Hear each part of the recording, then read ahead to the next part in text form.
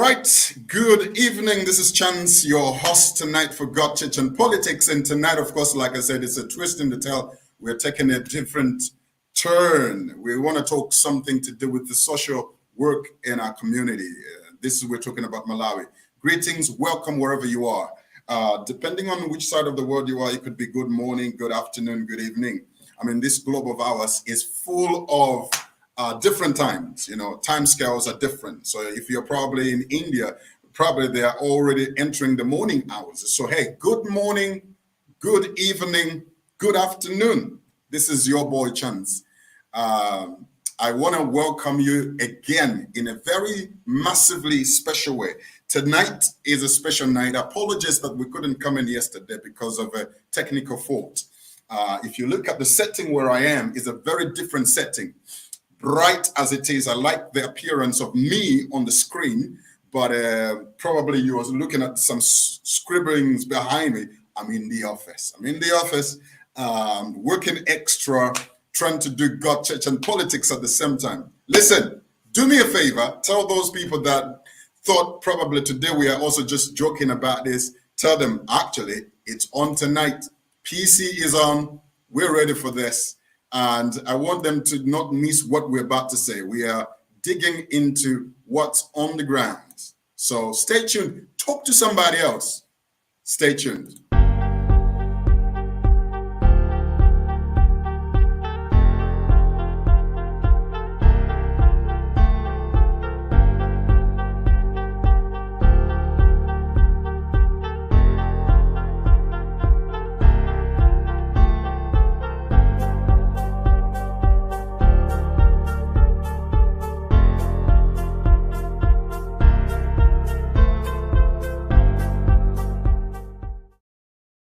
Once again, it's Chance. I'm excited each time I come on the cameras, or if I come before the microphone, whatever you can call it. I come in the studio.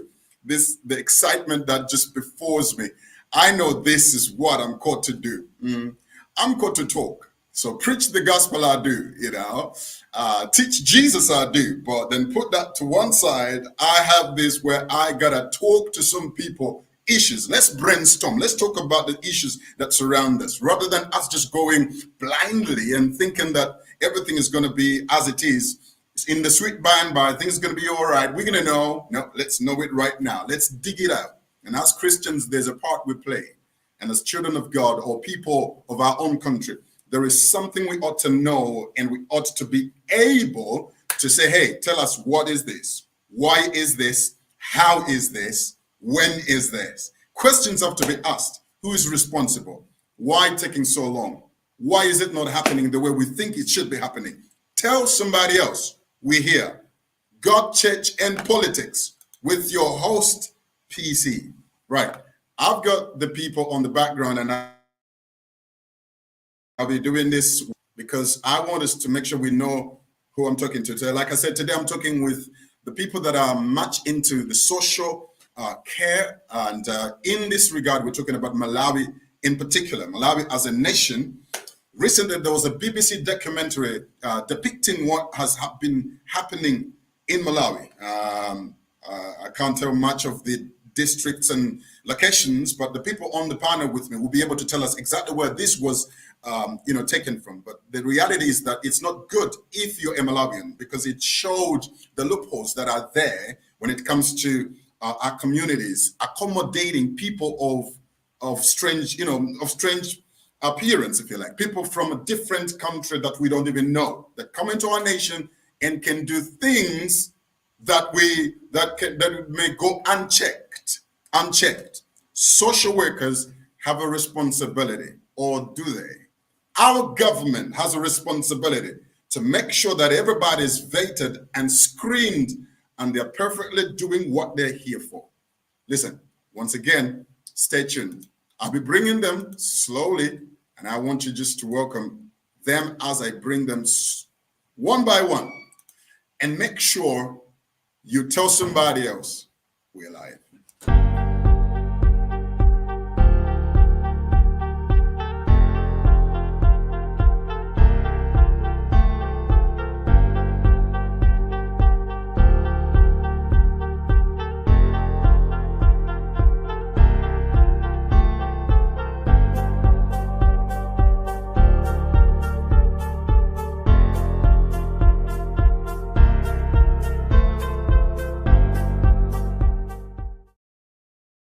incredible atmosphere. This is United Kingdom.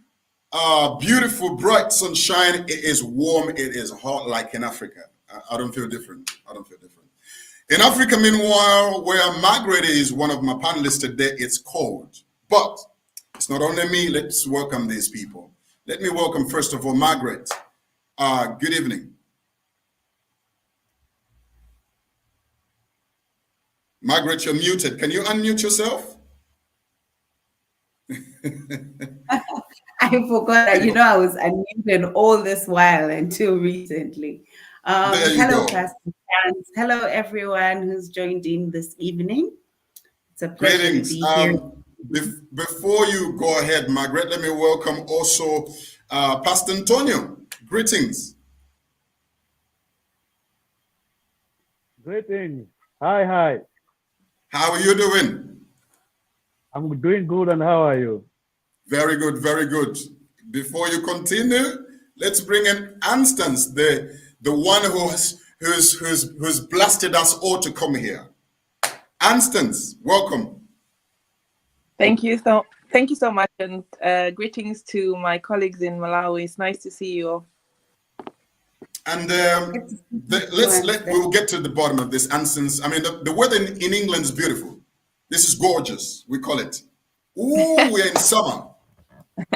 We are. And but funny that colleagues are wearing coats and they. I know, right?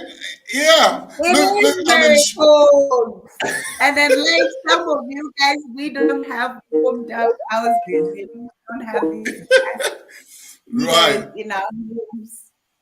Listen, we know what it is like, Maggie and Pastor Antonio. We know that your world down there, it's cold. Over here, it's warm, beautiful, crispy, lovely. Look, over here, the sunshine is still out. There's still sun. You know, it's sunny, and I should be on the beach, not in the studio. Anstance, come on, tell them. Anyhow, welcome, and welcome.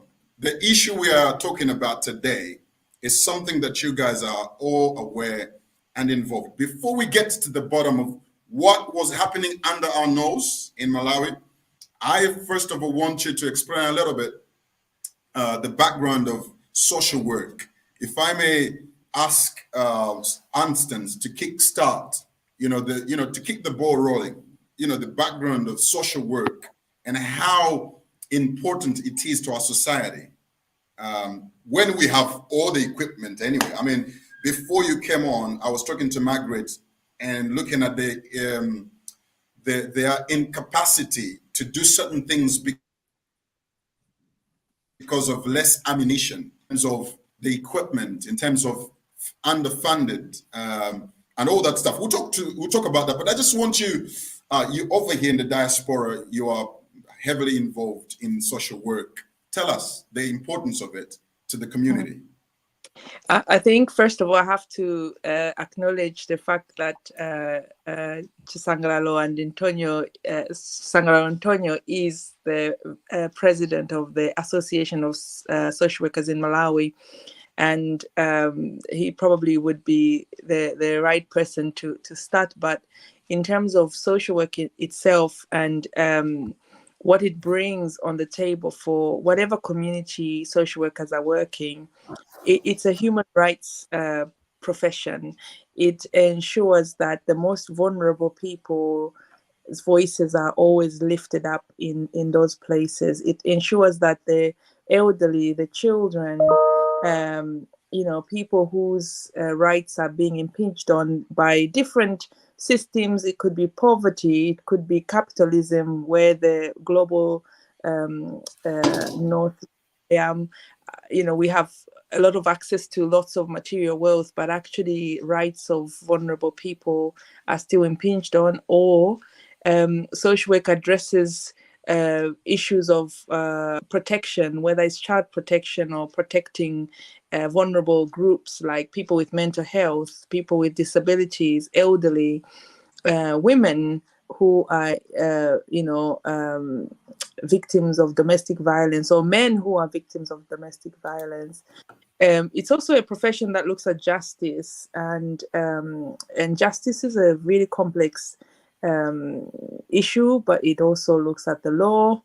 And as social workers everywhere in the world, really, our main issue is protecting human rights and children's rights, and also the environment. At the moment, we are also, as a profession, we are also involved in ensuring that the planet is also protected as well. So it's a very much a protective all-round profession, and it uses psychology, it uses sociology, it uses the law, it uses all sorts of isms to address those issues. And Malawian social workers are at the heart of a lot of the issues that we'll be talking about, whether it's child protection, gender-based violence, HIV/AIDS, health, mental health, prisons as well. We have people who are involved in juvenile services.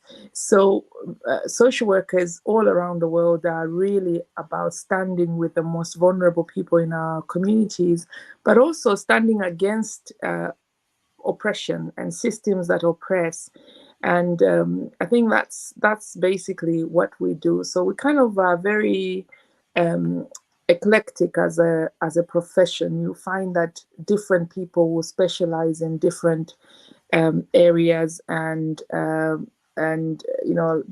panel today, Chisangalo probably will talk about where he works. He looks after people with disability, children who have been abused, children who are displaced because of poverty.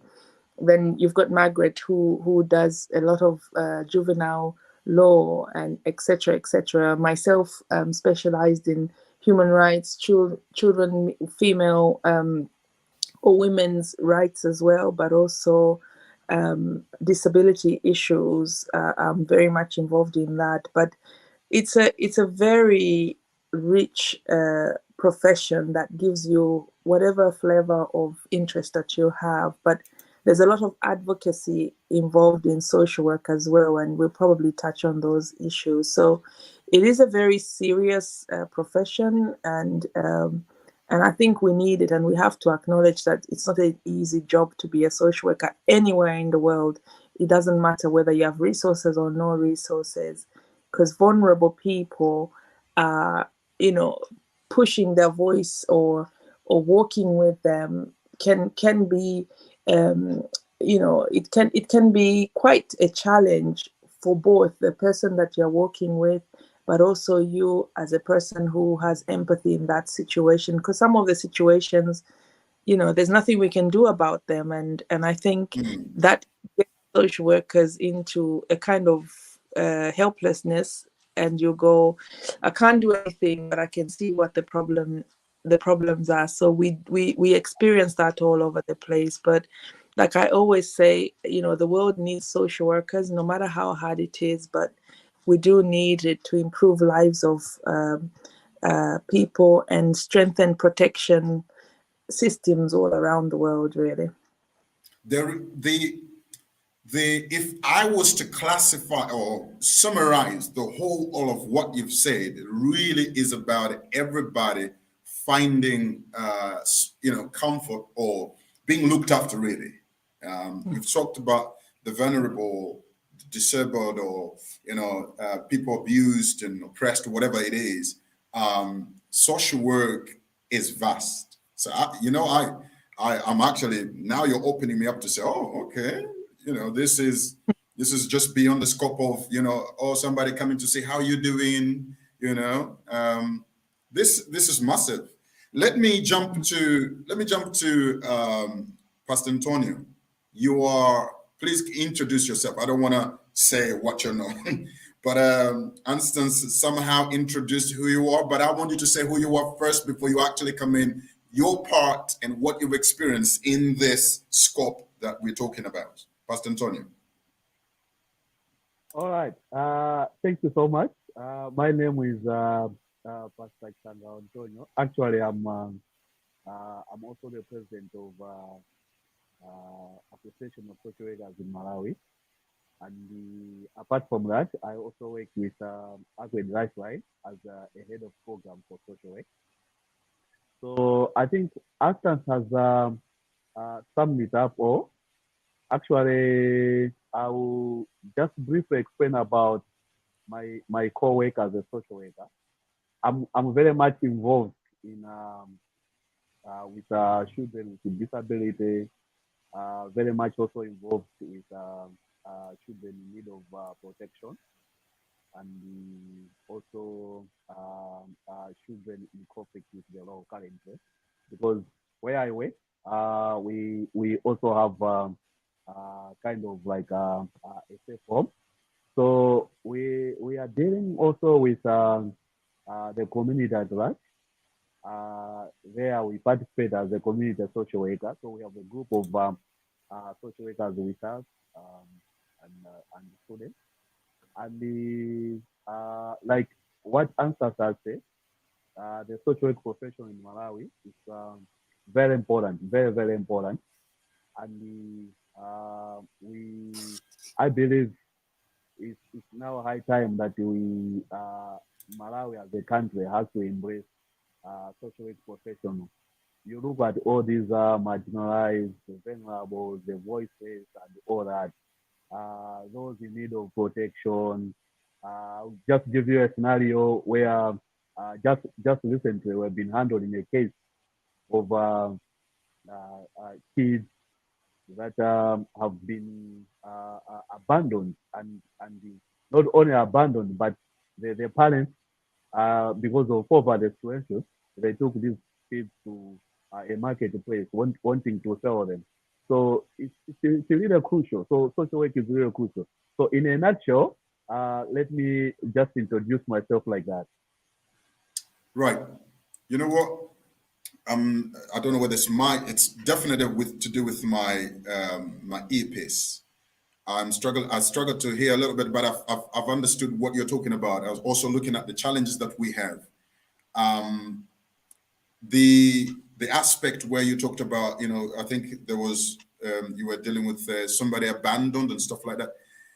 If we are talking about the nations, poor nations, being a pastor, being a believer, you don't want to call your nation poor, but it's the reality on the ground. Let's be honest.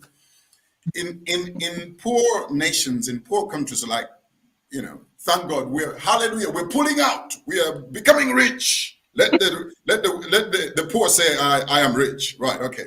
I know, Pastor Antonio, you're going to preach to me about that, but what I want to say is that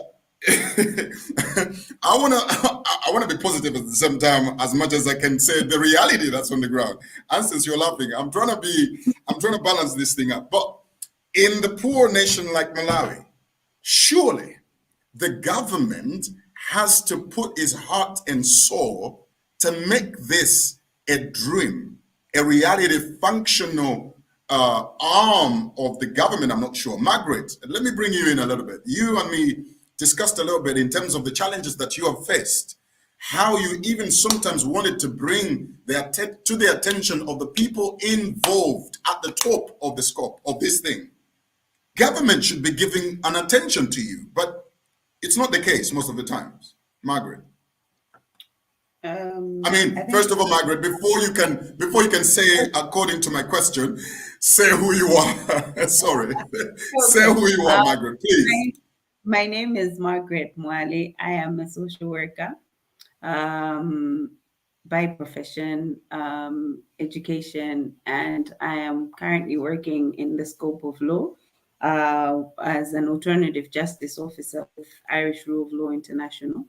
And most of my work is around protecting children that are in conflict with the law and vulnerable people, and also supporting access to justice and prisoners' support in general, ensuring that people are able to get the right support that they need, especially vulnerable groups that are in conflict with the law. Getting to your question then, Pastor Chance, the reality is social work is something that is developing in Malawi. But of course, with a little voice, that small voice, where a few people are in the forefront trying to push to work, to try to do different interventions, but with less support and the vibration that comes from that support that people want to be able to provide for different communities that they do. So you find that there's so many people out there that are trying to provide various interventions, including the association itself. But the recognition in terms of even legislation, regulating, and things like those things that would be able to enhance the profession is something that is not heard. It's something that is not being pushed. It's not something that is on the agenda. It's not on the table. It's not something that people would prioritize, especially senior authorities, for whatever reasons. Clearly, their priorities are different from what we believe should be there. Because I think earlier, even Pastor Shans, I spoke and I said how the scope, and Anstons also echoed the same thing, to say the scope for social work in Malawi is very broad, when she talked about what social workers do and the issues that are on the ground. But the reality is we don't get the support that we need. The few that are there working are actually doing a good job, but they can't go beyond what they can. So there needs to be that support, that intensification, that recognition that there's this profession that needs to be able to come in and be supported to be able to carry out the right interventions. I think that's something that I can just briefly share, Pastor Chance, from my part. Now, what you've just said there literally just breaks my heart to understand that there's in trying to, in summarizing what we're talking about when it comes to social work, this has to be everybody's burden, if you like, everybody's desire to make this a priority in our nation. If we're gonna talk about looking after a Malawian, regardless of their poverty, the challenges they meet, surely everybody, at the top have to be very sensitive to this thing. But it looks like you're saying, the challenges are there. Why is it that, in your own opinion, probably, why is it that probably, let's be honest. Why is it that the government has not put this probably as a very much priority to try and make this thing a living thing that actually is now really functional on the ground? Why is it so? Do you think we can have some answers from you, Margaret, in your assessment, in trying to sell this out in terms of you're at the heart? I'm looking at it. You're at the heart of the connection for this thing to really be, functional. And like we've said, we've talked about, there's not much ammunition. You don't have it's underfunded. How do you operate without funding? Why is it that is not at the top priority of whoever is responsible? Well, I think it's just a matter of greed. It clearly, we do not have the welfare of the people of Malawi at our hearts. We call ourselves a welfare state, but clearly that is not what we're prioritizing. We're not prioritizing people's well-being. So I think the reality is the order of the day that we see every day in the country.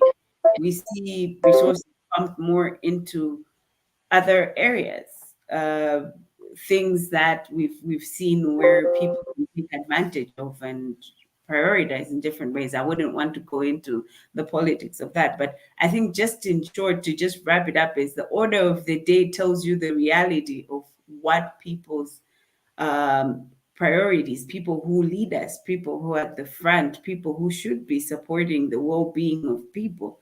So the welfare of people, of the original Malawian, the normal common Malawian, is not at the heart of these people. Because if it was, we would see a different direction. If it was, we would see social welfare as something that is at the core and something that is vibrant, something that is moving at a faster pace than it is now.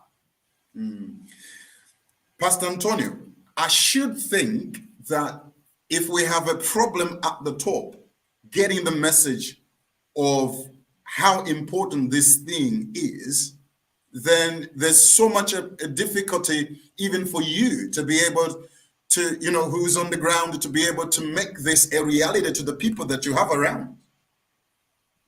Yeah, very true. And I think to me, Margaret has just hit a nail.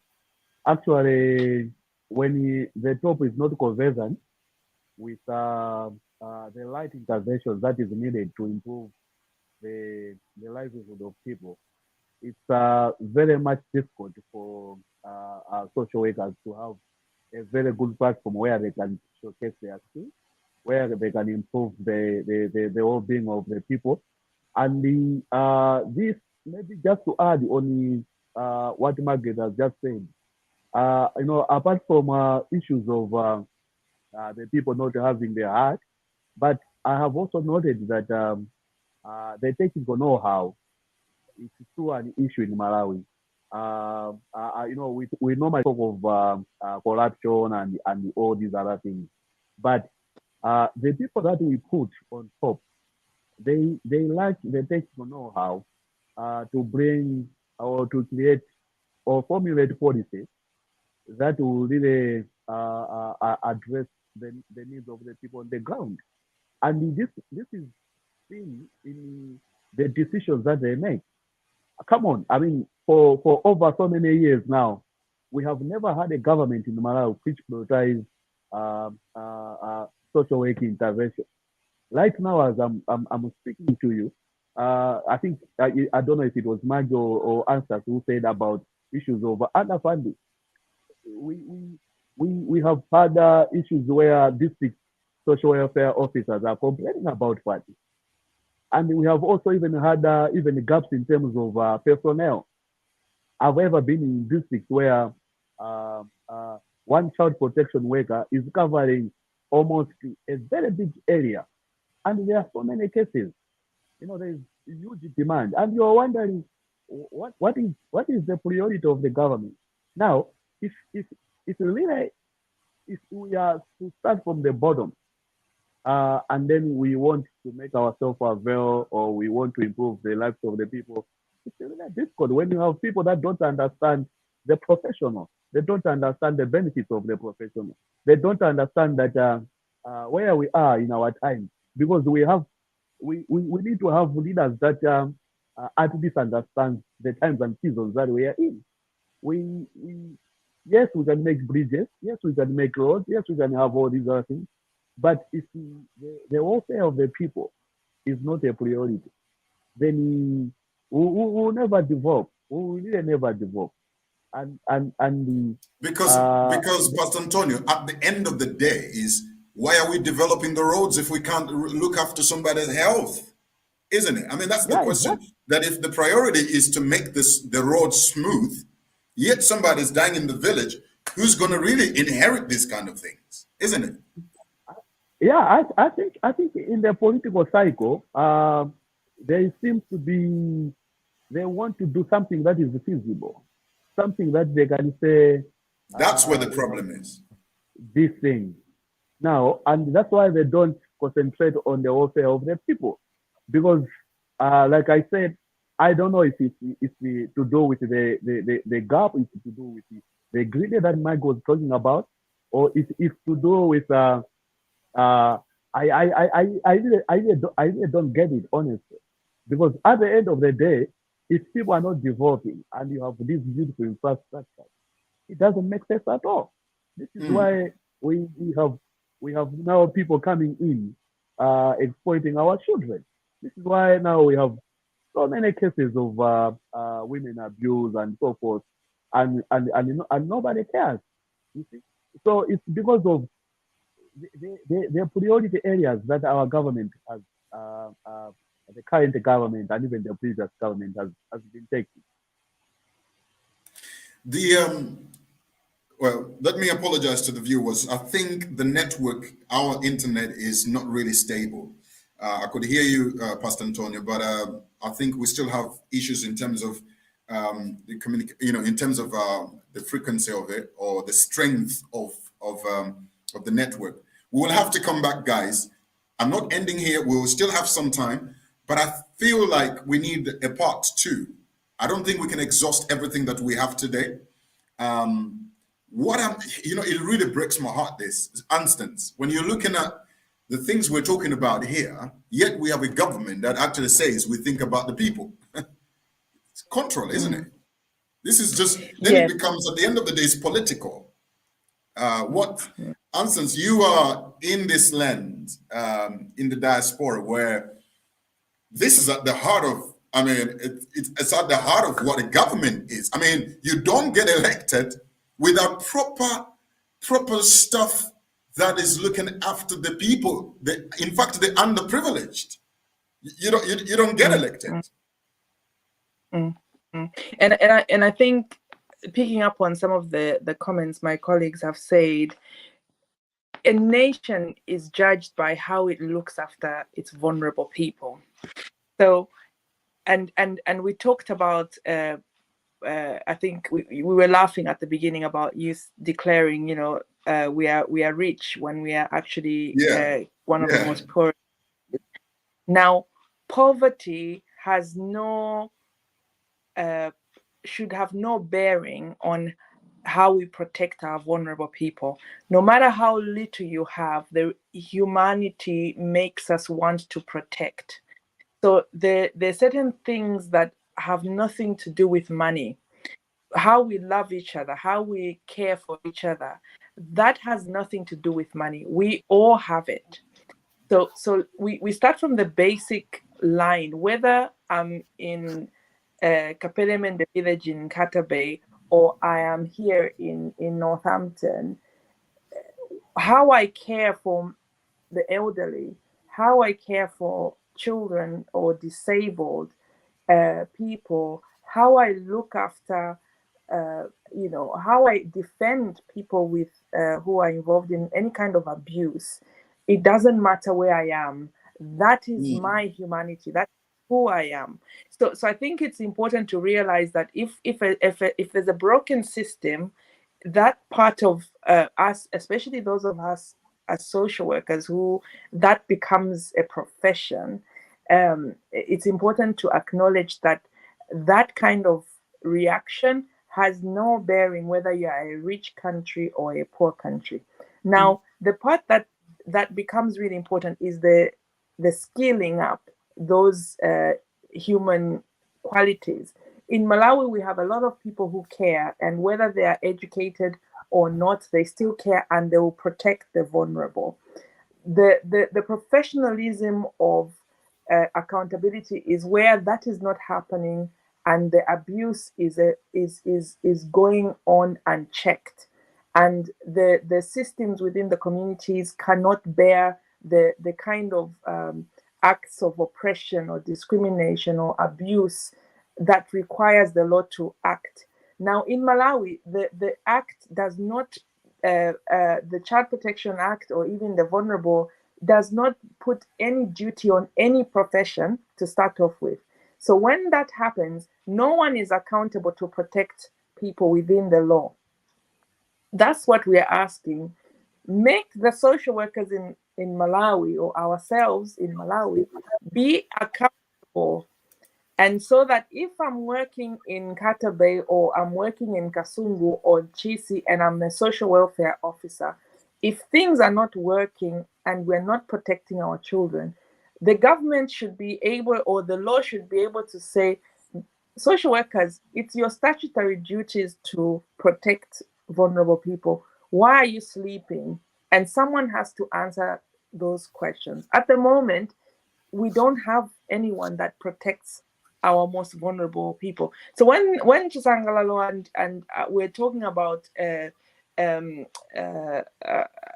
government's will, it's about, are they willing to say, we are going to put the money here to empower and protect our children, so that if social welfare officers who are social workers are not doing their job and they are trained to do their job and to have a system that is working to protect the children, that is accountable through the law, then we'll protect our people.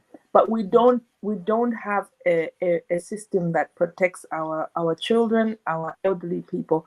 We have the laws, but we don't have anyone with a duty of care to do that. And that's what social workers are asking for.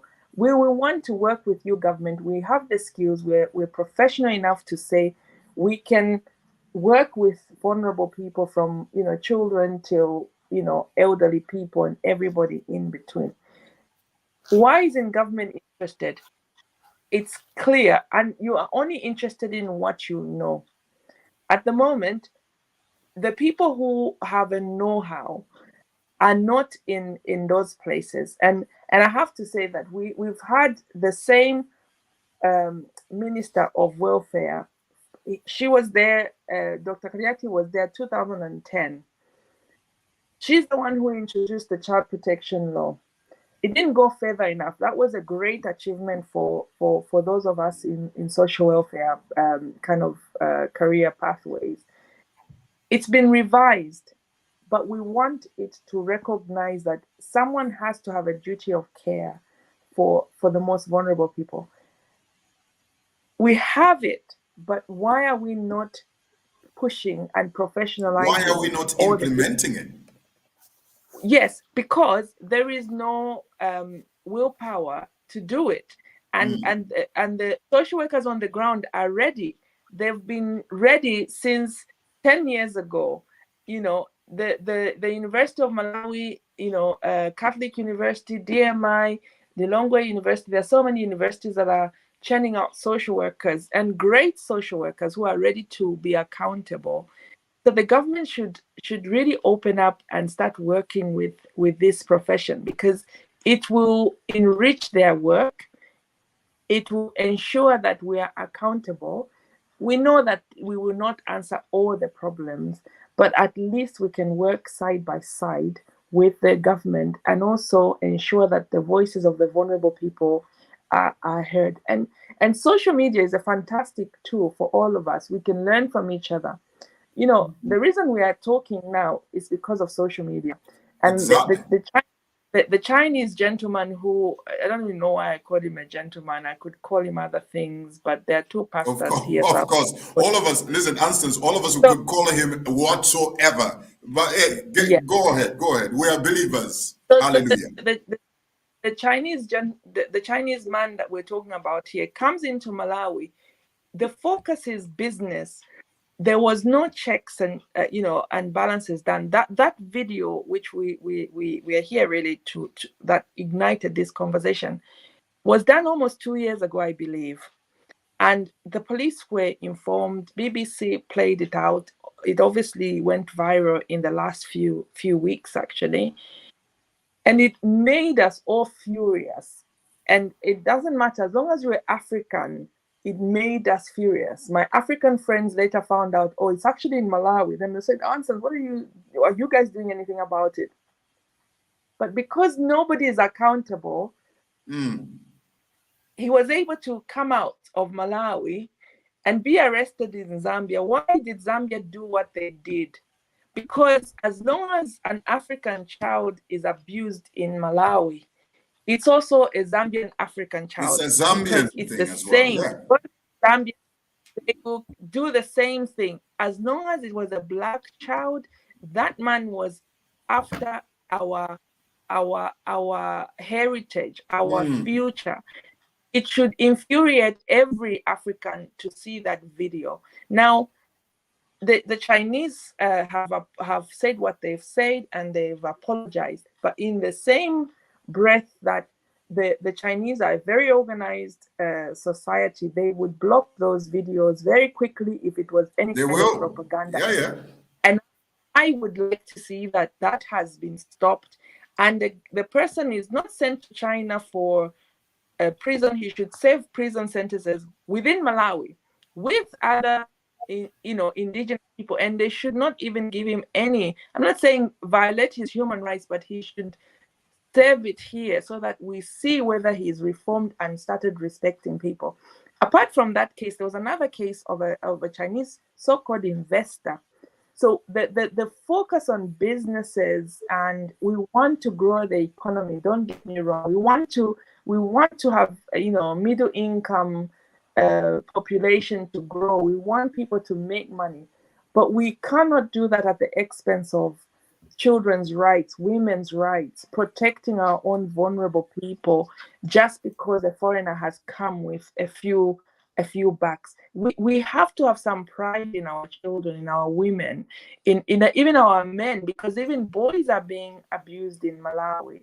So there has to be a cry out there that we have some pride, no matter how we are the fifth poorest country in the world. Who cares? We're still human, and we still value our children. We still value our women. We still value our men, and we have pride as a nation to stand up and promote our uniqueness. Poverty or no poverty, I always say, every king has its level. So even within our poverty, we are proud people, and we have to protect our children. So what does the government say? They sent out a statement. In fact, the statement came out of the foreign ministry. It's appalling, because the every person, education should have spoken up about that. They look after children. It's their business too. Welfare should have spoken up. It's their business. Health should have spoken up. It's their business. The president should have been infuriated and told business people, like Rwanda did, if you mess with our kids, our children, you're out. Or you it must be instance. It must be everybody's anger and frustration at our children. I mean, come on. Nobody messes with your children and you stay quiet. Yeah. And they did. It took them at least 48 hours before we saw a statement. Why? Because they're busy. I don't know.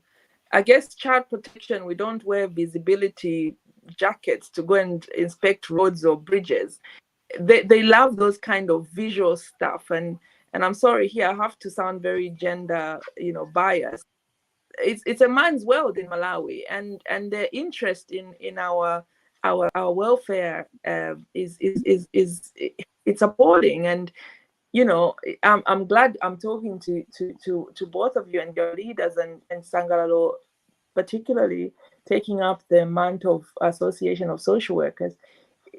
It's what do? We have to work together to support the development of social work, for the government to accept that there is a profession that they can work alongside, but also to prioritize checks and balances for foreigners coming in, because some of them are doing what these people did to our children, and it's unacceptable, absolute unacceptable. The frustration then, Instance, which I find most, is nobody seems to be accountable. The way you've said it. I mean, Margaret, let me bring you on again. I mean, in terms of where you are placed, I feel, I'm just going to throw this to you. I mean, who is responsible?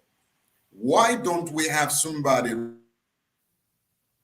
really taking this by the horns, where we then begin to really implement and give the equipment that's needed for this thing to be going on? Margaret, I mean, what else do we need to do in terms of marrying this, that there is knowledge right here. There are right people that I believe can put in a system that can operate in Malawi.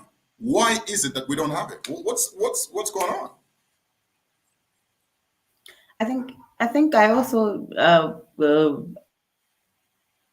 appreciate what Instance has said in terms of holding people accountable. I'll give a personal experience of a few months ago. I had a case of a child which was very complex, and I couldn't get the welfare to come in and do something about it locally, the local welfare. But I had to make a call to someone senior, in the government official who was quite senior. And what they said to me in a statement to me was, because what happened was, we said, this is your responsibility. This is something that you must do. This is something that you guys need to come in. You need to help this child. And they said to me to say, you know what, the act says everyone's responsible. The entire community is responsible for taking care of the child. So you're equally responsible. So if anything happens to them. So that corresponds to what Anstance just said in terms of holding people accountable, because we're not giving people as custodians, actual custodians. So where it's open to say everyone has a responsibility, everyone, I'm going to be saying, no, it's Anstance's responsibility. Anstance is going to be saying, no, it's Pastor Antonio's responsibility. He's going to be saying it's Pastor Chance's responsibility. So basically, we're really not holding people accountable. We're not putting the right people that should be speaking to be able to come in. Because if I know it's my responsibility, I need to be in the forefront. I need to be taking that responsibility to try to work towards that. But this is where the challenge comes in. Social work is there. It exists. It's existing. People are there. People are being trained to exist to be able to provide the services that people need, to be able to try to come in, to be able to protect the vulnerable communities that we have. But unfortunately, no one is saying, okay, social workers, you're there. That's your responsibility. There you go. This is what you need to do. Because then as social workers, we're going to be able to answer to that. We're going to be able to be questioned. But now, even when all of this is happening, when you look at this situation that is happening, you're looking at, so who's responsible? Who's accountable? You can't pick anyone, because we're saying this is a collective responsibility. Everyone takes responsibility, but it doesn't work like that, and it shouldn't work like that. So but the reality this falls, Margaret, this falls under the Ministry of Gender, is it? Is it, yeah, the social welfare, it's called the Ministry of, is it Social Welfare, Community Development, Gender, Social Welfare and Community Development. And I don't know, Chisangala, maybe you can be able to help me there. It's kind of been changing in and out, but basically that's what it is. So it encompasses different departments that are working for general welfare and well-being of people. Until I feel like until we find who is responsible, then we, like you just said, alluded to it, Margaret, we're going to be saying, I think that one, until nobody's really responsible. This thing is hanging in the balance. Yeah, it's hanging. Yeah, not being implemented on the ground. Knowledge is available. Pastor Antonio, you alluded to, the people, whether the people at the top, seems like there is lack of knowledge, shall we say, of what this is all about. I mean, it's okay to put it in the report, or to put it like under a certain ministry as a decoration of that ministry, but we don't want it decorated. We want it applicable. We want it operational. It's not about a certain ministry looking good about, she presides over, or he presides over this, or he is the top of this. We want action. Even you in your capacity as a president of whatever, surely the people must have trusted you because of action. And that's what we need. It's not really just to have, people in certain arms of government, which then social work comes under, yet there is no real interaction with it. Pastor Antonio, sorry, I was just saying, referring to what you spoke about in terms of the, the know-how, surely we do have. I mean, like I'm saying, guys, for me, I have you. There's a wealth of knowledge here. Why is this thing not being implemented in our system of governance, where, surely something substantial has to be effected on the ground? This is frustrating because we don't know who we're going to do. Oh, we've lost Pastor Antonio. I think he was trying to catch us, but Anstance, you understand what I'm trying to say? At the end of the day, the decoration of a certain department is not what we want. We want the implementation of the things that that ministry is supposed to be doing. And I think what you're saying is that, one, we need to know where the buck stops at. So if a child is raped, who is not who is responsible? We know it's the person who actually did the act, but who is going to ensure that that child's rights are protected? We do it as social workers in Malawi, where if we can, we have great practitioners who follow through those issues, but they don't necessarily have a duty of care. It is their job. It is the statutory, the law supports what they have to do, but they don't have to go all the way. So what happens is that, if you're in certain places, you get a good service, where there are good, charitable organizations that are strengthened, and they know and they have the resources to support people. In other places, you find that they will struggle because they don't have those access to resources and the know-how of taking, for instance, cases where there's, abuse through the court system. But we have social workers who know what they need to do. So what we need is the government to support the profession and ensure that they support their efforts to support the most vulnerable people in the community, or those who are being abused, or those whose rights are being oppressed. We've got people with albinism in Malawi. We have people who are disabled in Malawi. We have people who are elderly, and at the moment we should have social workers who specialize in elderly care, who understand the different stages of where elderly care kind of moves into, especially things like dementia, Alzheimer's. We are calling our own elderly people witches when they are confused because of dementia or Alzheimer's. So we've got to support our people in that respect. We have to look after everyone, and the duty of care is critical, and the law has to support social workers being like doctors. Doctors are in the law. This is their duties. This is what a doctor does. People who are quantity surveyors, lawyers, the law in Malawi recognizes them as professionals.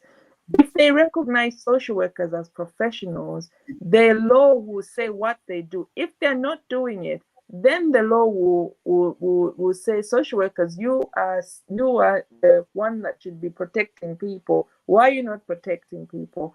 That is what we are saying, that we need the law to say, this group of people are responsible for protecting our vulnerable children, our elderly, our oppressed groups, minority groups, whatever. They will, then the law, when we go to court with any case, a child should say, I went to the social welfare officer, they didn't help me. Then we know who to go to when that happens. So what we're saying is, recognize a profession that will be accountable for not responding. And we're not saying it will solve all the problems, but it will start picking the problem, and we can start little by little addressing those gaps that are in the system. Constance, one of the things that you've just said there is the different stages of life and how social work fits in those differences. I mean, like you're saying, there's so much. One of the things that I really pull up is this, where sometimes because of dementia or the disintegration of life in a human person, people have ended up and says this person is a witch. No, this person is literally just mentally a little bit crumbling down. There's no witching in this, but because we do not have people that can just come around and says, guys, nothing like that. Push that to one side. This poverty thing is killing us. Don't believe in witchcraft. Again? I was saying, Pastor, are you trying to say you don't believe in witchcraft? No. No. That's a different story on another day, Margaret. I believe. the law in Malawi does not recognize witchcraft. The law in Malawi doesn't, and I think that is really important. And I think I think for me there's a difference between, you know, the kind of stereotypical witchcraft, elderly person, and all this kind of thing. The stories we've heard, those are discriminatory stories that an elderly person, and you hear it in the villages. Oh, she should die. The others have all died of her age. But we need social workers or people who will speak up in those places. And I think in terms of spiritual, and you know, there is a spiritual dimension around social work, Pastor Chance, if you want to know. And we recognize that there are people who believe in different spiritual beliefs, and we have to respect that as well. So whether it's indigenous and whether it's indigenous, you know, worship, or is Christianity or Islam or whatever denomination, you know, spiritual group they belong to, social work will have to respect those things. But then those religions should not oppress or sit on anyone's human rights. Then social work will say, no, actually, we like what you're doing, and you can do all your shenanigans or your beliefs in this way, or your whatever you want to do. But when you start now impinging on girls, you on boys, or elderly people, or you know, albino brothers and sisters, then social workers should be saying, no, we respect your spiritual beliefs, but you know, these are humans and we have to respect them. So that's where you need a profession that would speak to any group of spiritual beliefs, and or none at all, because we have atheists among our colleagues as well, and say, okay, we accept that there is a side of it, and then we do what we have to do. Now, individually, we will also believe in things. We are all probably Christians here. I know what I believe in, but I will not discriminate from a brother who's Muslim, Hindu, or atheist when I'm doing my job. Why? Because I respect human rights. That's what social work is all about. And I think when we are saying we need a profession that actually will speak into these things, Malawi needs it. Our population has all sorts of people with different beliefs, but we know social workers believe in one thing: dignity of a human life, you know, human rights, children, elderly. But you know me, I can talk about social work even in my sleep. Pastor Antonio, say something. That's what I wanted to say before before I can bring Pastor Antonio to come on in. You know, it's this thing is vast. We can't exhaust it today, but I'm gonna throw it back to Pastor Antonio. The problem as a pastor, which you definitely know, we believe the power of the Holy Ghost. Demons out. Margaret, you were saying, Pastor Chance, don't you believe in some witchcraft? Why? I do. I've casted out some demons before. But I've come to realize, Pastor Antonio will agree with me, I've come to realize much of what we're dealing with in Africa, when we're talking about the demonology cycle, much of it is ignorance. People are ignorant. Exactly. And I don't appreciate it, and you're just harming our mental health even more, because when we come to you, our parents are taking us to you like, just pray for this child. I mean, God, I can't deal with this child. And you're like, oh, in Jesus' name, you're just traumatizing me every other day with your prayers more than you should be helping me.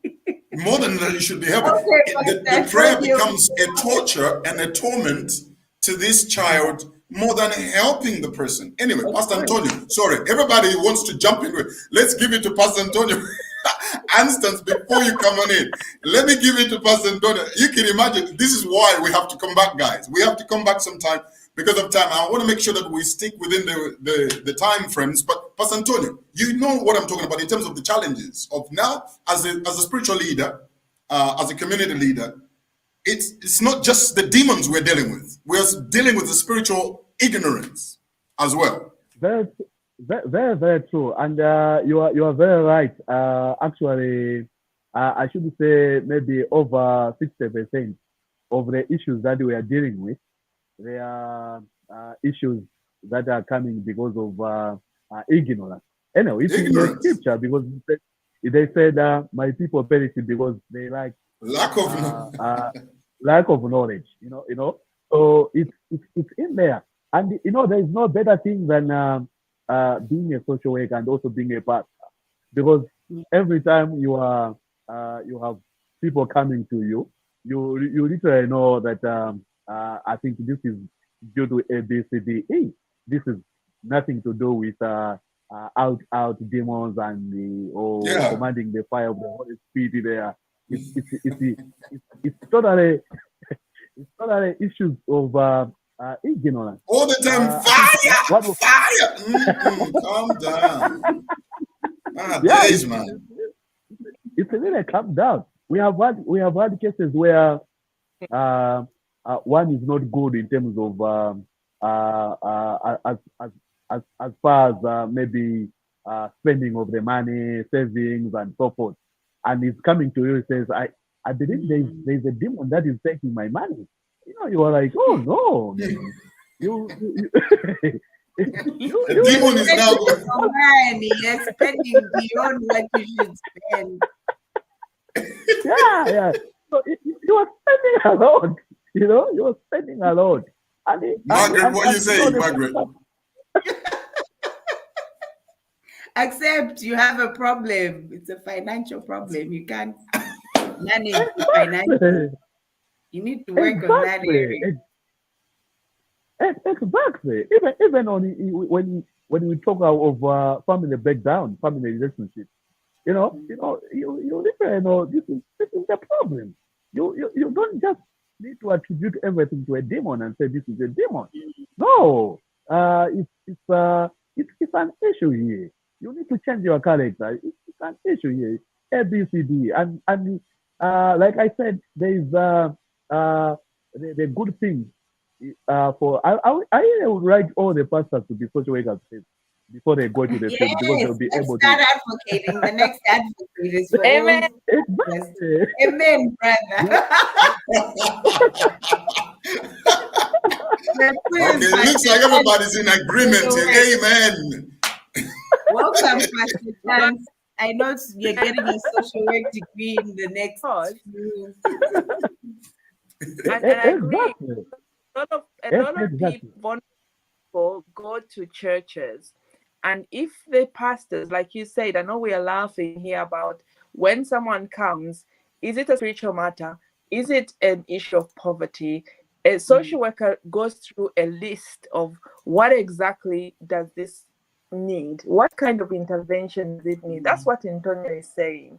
Is it an issue of what is happening? Is it an alcohol issue? You need some alcohol rehab place. Is it a mental health issue? Now, we all believe in miracles. We all believe in laying hands. But if someone needs CBT, they have to go back and I'll use the scriptures. You go back to the word. Why? Because the word is knowledge. So if someone needs CBT to change their behaviors, they have to understand through knowledge power before they change. So knowledge, whether it's on a spiritual level, it's never in the cloud kind of people just get it like that. They have to be taught step by step. And the Bible says very clearly that the steps of a righteous woman or man are ordered. There is an order in everything that we do. So even as social workers, you can't skip any order. You can't just go in and the pastor lays hands on you and you think, oh, a miracle has happened. Why? Because by the time you leave that church or that meeting, before you get through, and I know a few churches, that if alcohol was your problem, you believe in that everything is okay. You start walking through the beer halls, you meet all sorts of temptation. It's very easy for you to fall back on. It takes a while before you master a new habit, and you need support. And this is where social work support systems are important. this is where even churches, we're not saying all churches, they have groups that will check and be accountable, but we don't have many. And many of our pastors are not trained. They're not counselors in I don't know, marriage counselors. They're not necessarily financial advisors. Those who are very good, and you see their churches thrive and their membership will grow. But every one of us need a helping hand, and social workers do that really well. And where we fail because, like us, we may not have mastered finances, for instance. We may not have mastered our mental health as well. There are social workers who suffer from mental health problems. They're the same with whether it's pastors or whatever group of people. But we know that there is help out there, and within our profession, we can say, you know, try this, try that. But coming back to mental health and spirituality in Africa, that's a whole new topic. And and what Margaret said, that trauma is doubled up in churches where the word is not well based. And I think for social workers, we need to work together with our spiritual leaders to support what they do, but also they support what we do as well. Listen, guys, we could spend the time. I'm afraid because of the time, I need to bring you back. So keep your frustrations. I know Answers has got a lot to frustrate us. Anyhow, we share in the pains and the griefs, and it's just too much. I mean, especially when you know that there is so much that is being spoken here that can be implemented. Then to go to Margaret's cry of underfunded, institutions like this, which has to be booming, in my view. Everybody in the government should be talking about social welfare. Our people need it.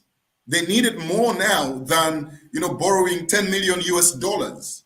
And as much as we can clap hands for trust me, this government is doing its best. But I think there are certain places where I think if we mastered this, Malawi would be far much better. Some pastors like Pastor Antonio is going to have less people to pray for demons to come out when they must just be instructed to what to do. You have this workload. So there is definitely, I believe there's definitely so much we can talk about. Guys, I need to bring you back. We will agree on the date. I would really want us to come back as quickly as we can, but I give it a bit more ample advertisement. Apologies that today I had to bring you back straight away because of yesterday's failure, but it was worthwhile coming over here. I would need you all back again. I need some, by the way, for your information, I told Margaret, I'm going to say it as it is. I sent a message to the Minister of Gender, Social, blah, blah, blah, to be part of this. And she gave me a blue tick. But hey, I mean, I've tried.